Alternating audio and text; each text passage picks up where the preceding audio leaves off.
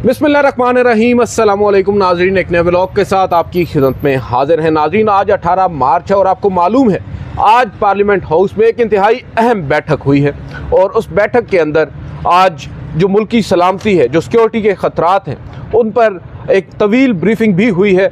Army chief ने भी तकरीबन 1 घंटा तक ब्रीफ़ किया है, ख़िताब किया है वहाँ पर, और जो मुख्तलिफ़ सियासतदान हैं उनको बताया गया है कि इस वक्त मुल्क में क्या चल रहा है। आपको मालूम ही है कि कितने दहशतगर्दी के वाक़यात गुज़िश्ता 72 घंटों में हो चुके हैं। उस सब के पेश नज़र अगर हम देखें तो ये एक बड़ी अहम डेवलपमेंट थी। मगर फिर अब ये भी देखा जा रहा है कि पाकिस्तान तहरीक इंसाफ ने जो गुज़िश्ता रोज़ बैरिस्टर गौहर ने बात की थी उसके बरअक्स आज बाइकआउट किया है और उन्होंने एक पूरी तवील फहरिस्त दी है उन वजूहात की कि क्यों कर वो इस इजलास में आज शिरकत नहीं कर रहे। दूसरी जानिब ये भी देखा जा रहा है, बहुत से लोग ये समझ रहे हैं कि रियासत ने भी एक इंतहाई अहम मौका गंवा दिया है। आज उनके पास मौका था मुल्क को एक तरह से आप कह सकते हैं कि एक यकजहती की सूरत में पूरी दुनिया को पैगाम देने का, जिसमें आज हम देख रहे हैं कि ना सिर्फ पाकिस्तान तहरीक इंसाफ बल्कि मियाँ नवाज शरीफ साहब भी इजलास में शरीक नहीं हुए बताया जा रहा है। मोहसिन नकवी साहब शायद जब थोड़ी देर पहले मेरी बात हुई थी उस वक्त तक तो नहीं आए थे। तो ये तमाम तर सूरत हाल है, इसके ऊपर गुफ्तगू करेंगे। सरदार इमरान आज़म साहब सीनियर जर्नलिस्ट हैं, इनसे आज इनकी राय लेंगे कि क्या पाकिस्तान तहरीक इंसाफ ने आज इस इजलास का बाइकाट करके गलती तो नहीं की, या अगर उन्होंने जो काम किया है वो दुरुस्त है, तारीख़ उसको कैसे देखेगी, और मोस्ट इम्पॉर्टेंटली क्या सिर्फ पाकिस्तान तहरीक इंसाफ पर तनकीद करना जायज़ होगा, और जो रियासती इदारे हैं जो इस मुल्क में गुज़िश्ता चंद माह से बल्कि अब तो साल हो चुके हैं हो रहा है, क्या उस सब को भी नज़रअंदाज किया जा सकता है। सरदार इमरान साहब, पहले तो मुझे ये बताइएगा, आपकी दानिश में, आपकी अंडरस्टैंडिंग में, जो आज पाकिस्तान तहरीक इंसाफ ने अनएक्सपेक्टेडली बाइकआउट किया, अनएक्सपेक्टेड इन द सेंस कि गुज़िश्ता रात जब मेरी और आपकी गुफ्तगू हो रही थी, हमें ये मालूम हुआ कि बैरिस्टर गौहर साहब ने ये कहा है कि वो लोग शिरकत करेंगे, PTI शिरकत करेगी, जिसको बहुत ही खुशाइंद भी करार दिया गया मुख्तलिफ़ हलकों की जाने से। मगर फिर अचानक सलमान अकरम राजा साहब की एंट्री हुई, सुबह उन्होंने कह दिया कि हम बाइकआउट कर रहे हैं, और फिर पूरी तवील फहरिस्त दी। आप इस बाइकआउट को कैसे देखते हैं? फिर बाद में आगे चल के मैं बताता हूँ कि आज हुआ क्या। देखिए, इसमें अदील सरफराज साहब, ये बड़ा ही अहम जो इजलास था आज का, और ये 2014 के बाद, जब आपको पता है कि आर्मी पब्लिक स्कूल का वो सानिया हुआ था, उसके बाद ये इतनी बड़ी बैठक पहली दफ़ा हो रही है दहशतगर्दी के इशू पे। उस वक्त आपको पता है कि फिर एक नेशनल एक्शन प्लान बना था, और फिर उसके बाद आज तक मुख्तलिफ उसके तहत ऑपरेशन भी हुए। सिविलियन गवर्नमेंट्स ने किसी हद तक अपनी ज़िम्मेदारी निभाई और अस्करी अदारे जो है मुख्तलिफ ऑपरेशन करते रहे। आज उसके बाद एक दफ़ा फिर ये ज़रूरत महसूस हुई कि एक दफ़ा फिर दहशतगर्दी इस हद तक बढ़ चुकी है कि तमाम सियासी जो रहनुमा हैं, सियासी जमातें हैं, जो अस्करी क़ियादत है, तमाम स्टेक होल्डर्स को एक पेज पे आना है। ऐसे में जब पर ये दावत, ये इजलास कन्वीन किया गया, वज़ीर आज़म की एडवाइस पे स्पीकर रियाज सादक ने इजलास कन्वीन किया और तमाम जो पार्लियामानी लीडर्स थे उनको दावत दी गई। उसके बाद दीगर जो कैबिनेट के अहम अरकान थे, मिनिस्टर्स थे, उन्हें दी गई। उसके बाद मज़ीद जो आम शख्सियात थी उन्हें दावतनामे दिए गए। खिलाफ तवक्को आज जो नवाज शरीफ साहब ज़ीर सियासतदान हैं, 3 दफ़ा वज़ीर आज़म भी रहे, इस वक्त नून लीग के वो सरबराह भी हैं, उन्हें इस इजलास में होना चाहिए था। वो इजलास में क्यों नहीं हुए, ये नहीं आए, ये बात समझ से बाहर है। इसके साथ साथ जो दूसरी अहम बात है कि जो आपने कहा कि PTI ने पहले इंदिया दिया कि वो इसमें शिरकत करेंगे, हर तरफ से इसका खैर मकदम भी हुआ, शायद कुछ 14 नाम भी सामने आ रहे थे कि उनकी फहरिस्त भी दी है अपोजिशन ने कि ये लोग इजलास में शिरकत करेंगे। लेकिन ज़ाहिर है कि उसके बाद पस पर्दा कुछ ना कुछ ऐसा हुआ है जिसने PTI को गुस्सा दिलाया, या फिर उनकी बात बिल्कुल ही रद्द की गई, जिसकी वजह से PTI ये फ़ैसला करने पर मजबूर हुई। ये हो सकता था अगर PTI की फ़र्ज़ किया, मैं कहूँ कि इतना बड़ा आप लार्ज स्केल आप ऑपरेशन का सोच रहे हैं, पूरा मुल्क आप कह रहे हैं दहशतगर्दी में है। 2024 के अंदर अदील सरफराज साहब 45% दहशतगर्दी पाकिस्तान में बढ़ी है, और ये जो परसेंटेज है ना, ये अफगानिस्तान से और सोमालिया से ज़्यादा है। आपकी 2024 गुज़श्ता साल जो दहशतगर्दी बढ़ी है, आपने उसमें अफगानिस्तान को भी पीछे छोड़ दिया, सोमालिया जैसे मुल्क को भी छोड़ दिया। ऐसे में ज़रूरी था कि तमाम लोग, सियासी जमातें मिलकर बैठती। तो अगर PTI की ये डिमांड थी कि जनाब हमें इमरान खान से मिलने दिया जाए, वो ये नहीं कह रहे थे, ये तो पैरोल वाली शर्त जो आई है PTI की जानिब से, अब जो ये तो आज आई है। कल तक तो उनकी डिमांड यही थी कि हम ज़रूर शिरकत करेंगे, लेकिन हम इमरान खान से मिलने दिया जाए। सुबह 11 बजे का इजलास ये कॉल हुआ था। आप सुबह कई दफ़ा दरवाजे खुले, आपको पता है कि सुबह 7 बजे लोग जाके, जब संजानी यहाँ पर पहुँच गए थे धरना लेकर, तो उस वक्त आपने खुद ही दरवाजे सुबह 7 बजे अल्लाह सुबह खुले। जब वकला गए थे उससे पहले मुलाकातें हो चुकी थी। तो आप ये जो है ना, आप सुबह दरवाजे खोल सकते थे, 8-9 बजे तक मिल के आ सकते थे, वो आके यहाँ पे आके शरीक हो सकते थे। आपने उनको नहीं मिलने दिया। तो ये बेसिकली बात आपकी दुरुस्त है कि रियासत ने एक मौका गंवा दिया है जो किसी सूरत नहीं गंवाना चाहिए था। PTI की इसमें जो है ना जो शिरकत बहुत ही ज़रूरी थी, और उसकी वजह यह है कि PTI जो अपना व्यू पॉइंट यहाँ पे देती, वज़ीर आला बोलेंगे वहाँ पे अली अमीन गंडापुर, लेकिन वो PTI का वर्जन नहीं होगा, वो सूबे का वर्जन होगा, स्टेट का वर्जन होगा। PTI का वर्जन वहाँ पे बैरिस्टर गौर या दीगर लोग जो आते थे, उनका आना बड़ा ज़रूरी था। और अगर मैं कहता हूँ आउट ऑफ द बॉक्स आपने सबको साथ लेके चलना है ना, तो अगर ये पैरोल वाली जो बात है ना, ये कोई अनहोनी तो नहीं है। मैंने जो मौका गंवाने की बात की है सर, ये कानूनी तो नहीं है ना। आते हैं लीडर इस तरह पर, ये बड़ी अहम आपने बात की है, क्योंकि मैंने खुद ये बात सोची कि ये एक बड़ा अहम मौका था। जैसा कि 2014 का आपने हवाला दिया, जब भले ही एक बड़ा अफसोसनाक सान्य हुआ था आर्मी पब्लिक स्कूल के ऊपर, लेकिन उसको एक सुनहरी मौका जानकर तमाम क़यादत इकट्ठा हो गई, तमाम अस्करी और सियासी क़यादत। इमरान खान साहब धरना छोड़कर वहाँ पहुँच गए, उन्होंने धरना खत्म कर दिया। 26 दिन का धरना उन्होंने खत्म कर दिया, बिल्कुल। और जिससे सर पैगाम मिला पूरी दुनिया को कि भाई ये पाकिस्तान दहशतगर्दी के ऊपर बड़ा संजीदा है, और अपनी जो सैंक्टिटी है, अपना जो तहफ़्फ़ुज़ है, उसको किसी भी सूरत में वो नज़रअंदाज नहीं करता। यहाँ पर भी एक मौका था। अगर और दूसरी जानिब मैं समझता हूँ कि जो इंटरनल अफेयर्स हैं पाकिस्तान के, जिनमें हमारी अस्करी क़यादत ज़्यादा इन्वॉल्व है बदकिस्मती के साथ, या उनका ज़्यादा वक्त जो है इस पर सर्फ होता है, जो पाकिस्तान के अंदर मामला चल रहे हैं सियासी तौर पर, वो आप देख सकते हैं कि एक डिस्टेंट किस्म का माहौल बन चुका है। या दूसरी जानिब आप ये भी कह सकते हैं कि फासले बहुत ज़्यादा बढ़ चुके हैं अस्करी क़यादत में, इस्टेब्लिशमेंट में, फ़ौज में और पब्लिक में। उन फासलों को भी कम करना इस वक्त ज़रूरत है। जब आप इतने बड़े स्केल के ऊपर ऑपरेशन करने जा रहे हैं, उस फासले को कम करने में मैं समझता हूँ कि अगर इमरान खान साहब पे रोल की तो बात की है, सिर्फ इमरान खान साहब से मुलाकात की ही इजाज़त दे दी जाती PTI के रहनुमाओं को, और अगर इमरान खान साहब सोने पे सुहागा उनको पैरोल पे ले आया जाता इस मीटिंग के अंदर, तो आप देखिए सियासी तौर पर ये बयानिया बनता हुकूमत का, रियासत का, सियासी इदारों को, और इमरान खान और PTI को सियासी तौर पर नुकसान पहुंच सकता था। सरफराज साहब देखिए, जितनी दूरियां पैदा हो गई हैं फौज के दरमियान और अवाम के दरमियान या PTI के लोगों के दरमियान, ठीक है, वो ये नहीं हो सकता कि रातों रात दौड़ के जफी लगा ले एक दूसरे को और सब कुछ खत्म हो जाए। कदम ब कदम चलेंगे ना, एक एक कदम आगे। PTI ने जो जस्सर दिया पिछले एक हफ्ते के दौरान, मेरे ख्याल में बहुत ही अच्छा है।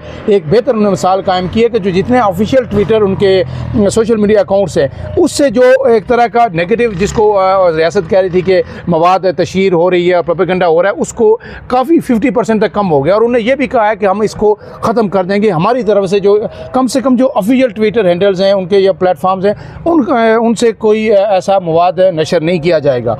उसे आहिस्ता आहिस्ता जब ऑफिशियल ट्विटर हैंडल से ये प्रोपेगेंडा या जो नेगेटिव या एंटी स्टेट जो कैंपेन आप इसको कहें, या फ़ौज के ख़िलाफ़ जो कहें, PTI तो नहीं मानती कि हम फ़ौज के ख़िलाफ़ कुछ करें, वो करें, हम अपना जो नैरेटिव है वो बयान कर रहे हैं, हमारे साथ जो ज़्यादती, जो हमारा मैंडेट चलाया गया। लेकिन इसको भी आप मान लें कि वो भी अगर ख़त्म होगा तो रातों रात तो नहीं ख़त्म होगा ना।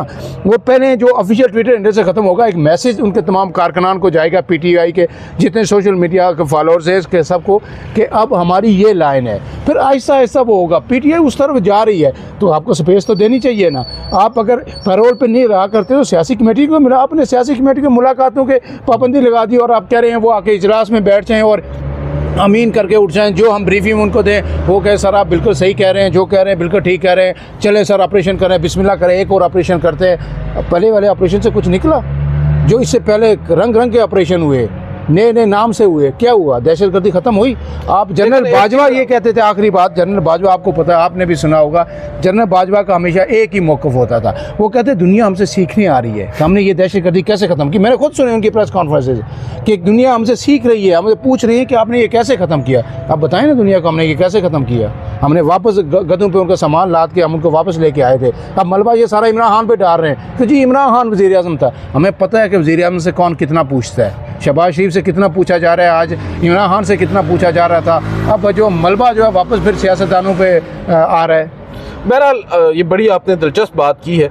आज जो सलमान अकरम राजा साहब हैं उन्होंने बड़ी अहम बातें की हैं। पहले मैं वो लोगों के सामने रख दूं। उन्होंने कहा है कि तहरीक इंसाफ का एक तो कोई नुमाइंदा नहीं जाएगा, अली अमीन गन्नापुर वज़ीर आला के तौर पर शरीक ये होंगे। पूरे जो तफज़े आईन पाकिस्तान जो है उनकी प्रेस कॉन्फ्रेंस थी, तमाम लोगों के इजलास के बाद ये उन्हें गुफ्तगू उन्होंने ये भी कहा है कि इस वक्त हम किसी भी ऑपरेशन के हक में नहीं है, 77 सालों से इन हालात का शिकार हैं और इन हालात के हक में नहीं है। हमारा मुतालबा है कि इमरान खान साहब को पैरोल पर रिहा किया जाए ताकि वो ऐसे इजलास में शिरकत कर सके। राजा नासिर अब्बास साहब ने कहा कि पाकिस्तान की अवाम इस हुकूमत पर एतमाद नहीं करते, अदलिया में रिफॉर्म्स करके उसको भी कमज़ोर कर दिया गया है।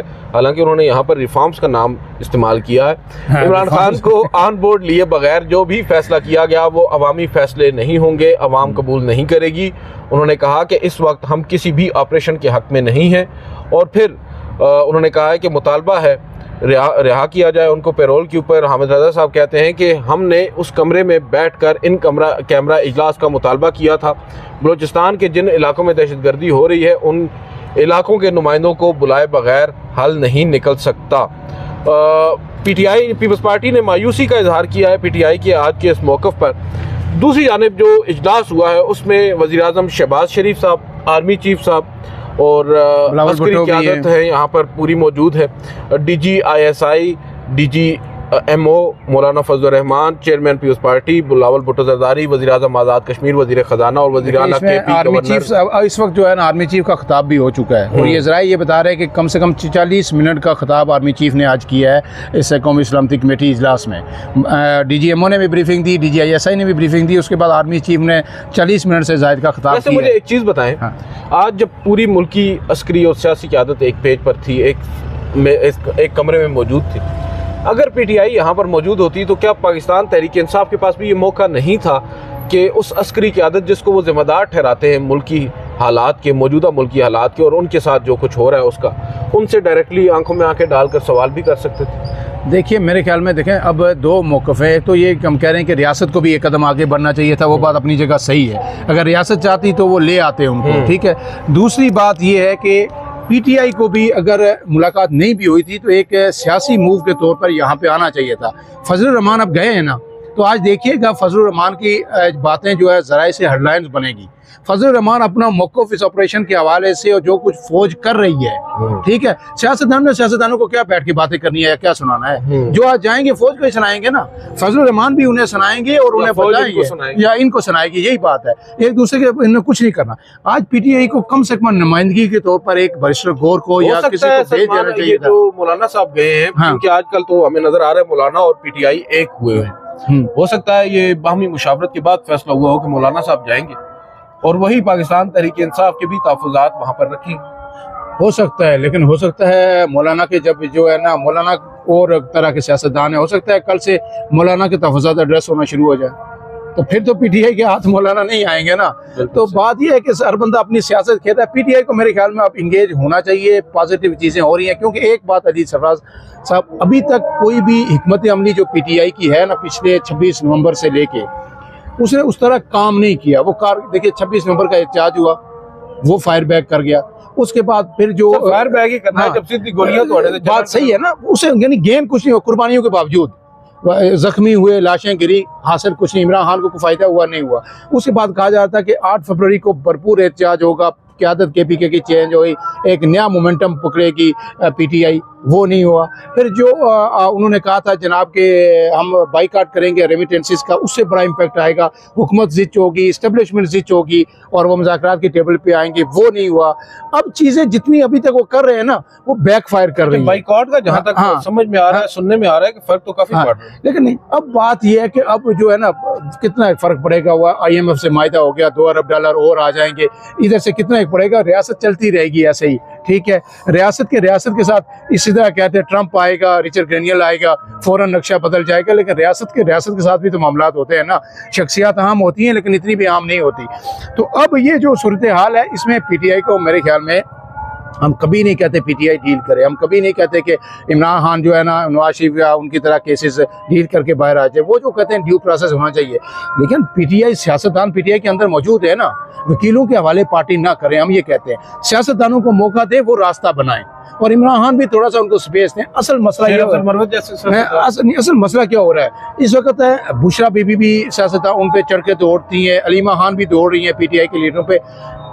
शाह महमूद कुरैशी अगर आज बाहर आ जाए, मैं आपको गारंटी देता हूं कि एक माह के अंदर अंदर जो है ना पीटीआई कोई ना कोई रास्ता बेहतरी की जानिब सफर शुरू कर देगी। वो आ नहीं रहे, हाँ। आजानें होने शुरू हो गई है।